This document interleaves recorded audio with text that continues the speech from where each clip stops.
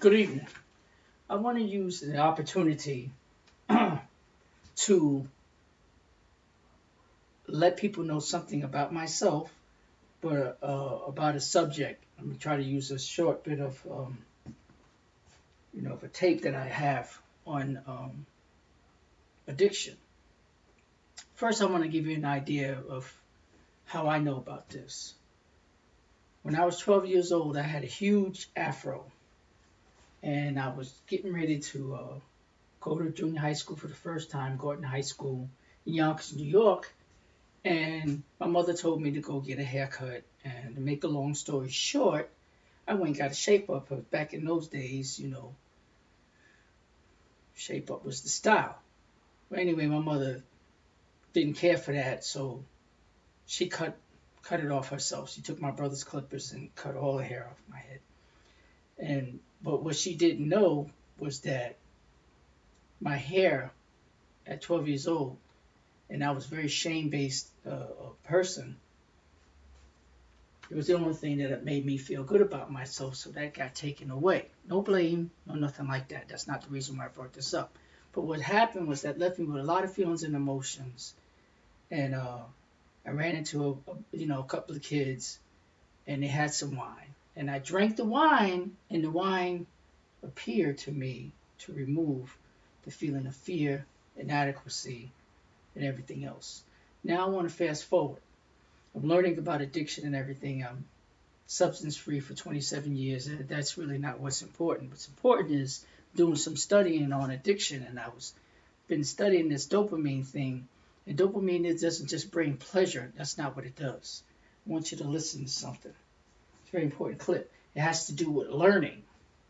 It has everything to do with learning. So whatever's in your environment, it's going to say, wow, something good is about ready to happen. I want you to listen to this. If you can hear it, I'm going to try to raise it up a little bit. Is related to dopamine's effect on associative learning. Let's start with incentive sensitization. Robinson and Berridge proposed that with repeated use of addictive drugs, the brain's dopamine system becomes sensitized. That is, it becomes even more sensitive and easier to activate than it was before. Pay attention. Sensitization is kind of the opposite of tolerance. Right. So with repeated use of addictive drugs, the dopamine system actually responds more and more strongly. And this works not only with drugs. Remember, Gambling, dopamine is associated with craving or wanting. So as the dopamine system becomes more and more sensitized, what that means is that the cravings are getting stronger and stronger. So after the first few times trying an addictive drug, the user might feel some urge to do it again, but those urges may not be particularly strong, and they can be resisted. Right. But with repeated use, the dopamine system gets sensitized, and so the cravings get stronger and stronger. And pretty soon, the urges are so strong that they're virtually irresistible.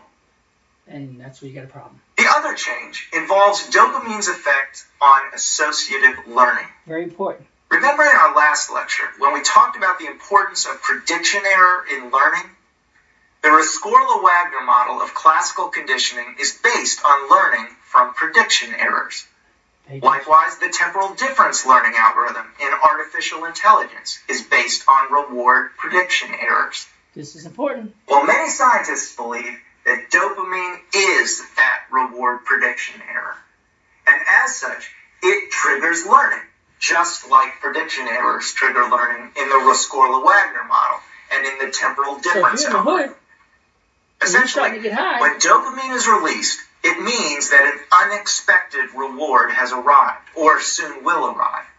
And that means we should pay attention and learn so that we'll be able to predict when such rewards might show up again in the future. Right. Now, this makes a lot of sense. It normally works really well. So suppose you're a thirsty animal in new environment and you run across a source of water unexpectedly. Then you want to be able to remember where that water is located. Exactly. Likewise, if you unexpectedly run across a good source of berries or a great hiding place, it's useful to store those memories for future reference. Yes, and it's useful to survive.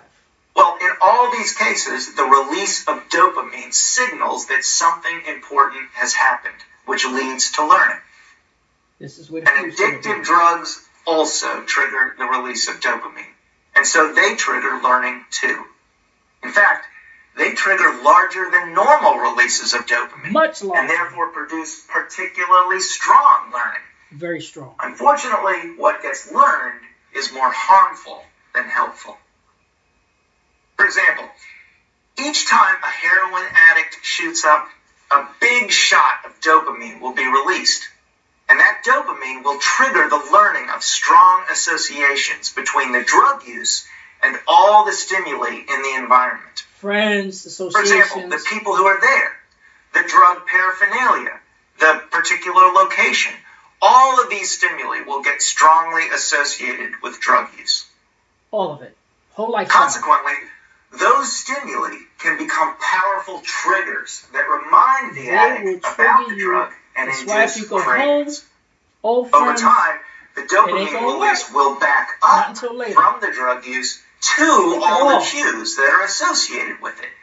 So now, if the addict sees another regular user, or sees a needle, or walks by a location associated with drugs, any of those cues could lead to a burst of dopamine and a strong craving to use the drug.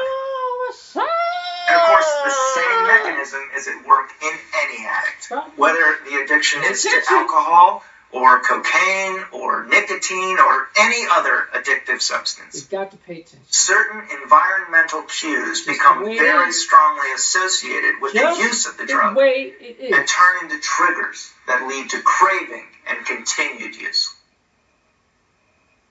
So we've talked about how repeated use of addictive substances. So now, what you've got to do, if you got to work extremely hard on yourself, to thine own self be true.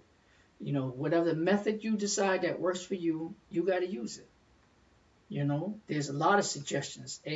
Allah, AA, Buddha, Christ, Kung Fu, Lao Tzu, Mother Teresa, all the way to Zen. Learn to love people and serve them. Find a method and just realize that there's too much pain in life to duck it. Life is going to be difficult. M. Scott Peck said that in The Road Less Traveled. The problem is that we have to deal with pain. And pain is, painful. And so problems usually, we want to back up from it because we have learned to avoid pain. You have to relearn by going past pleasure. It's going to be uncomfortable because it's not going to be pleasurable for you. You're not going to feel a reward for it. But if you stick with it long enough, and I can't say how long that is for you, then you'll start reversing things and it'll start kicking in. My suggestion is to go back to doing things that you used to get a small dopamine rush from, like playing basketball for me. I keep a hoop outside, I'm playing.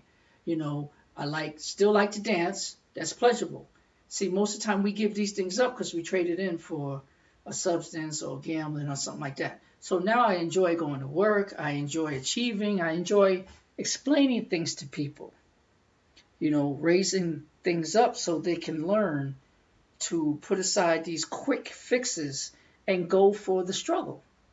You see, if we are painstaking about this phase of our development. Sylvester Stallone said in one of his movies the same thing. It ain't how hard you hit. It's how hard you can get hit and keep moving forward. How much you can take. You've got to learn, a real man or woman takes the pain. Because people are going to die. People are going to get sick. They're going to get cancer. And if we're going to survive, we have to value life. Me knowing that I'm going to die one day gives value to life for me. So what I've got to do is I've got to learn to take life as it is. And then last but not least, when we talk about addiction, we're not talking about drugs. We're just talking about getting things that you want. If you prefer something, that's the difference. Some people say money's the root of all evil. Ain't nothing wrong with money. There's nothing wrong with alcohol. My first sponsor told me that God created wine to gladden the hearts of men. The problem is not the wine. The problem is Rodney wants to be glad all the time. The problem is addiction. Being addicted to gambling, food, killing, whatever. You've got to check yourself. So you got to get your own belief system that tells you that that's not okay. Even if you've been doing it a long time and got rewards from it. That's going to be hard. But you can do it. And you get your own belief system. I have mine, like Bruce Lee said, This is my way. What is your way? There is no the way. I'm just trying to share some information with you. Not saying that this is the way. I'm saying things change and maybe this might be helpful. 1.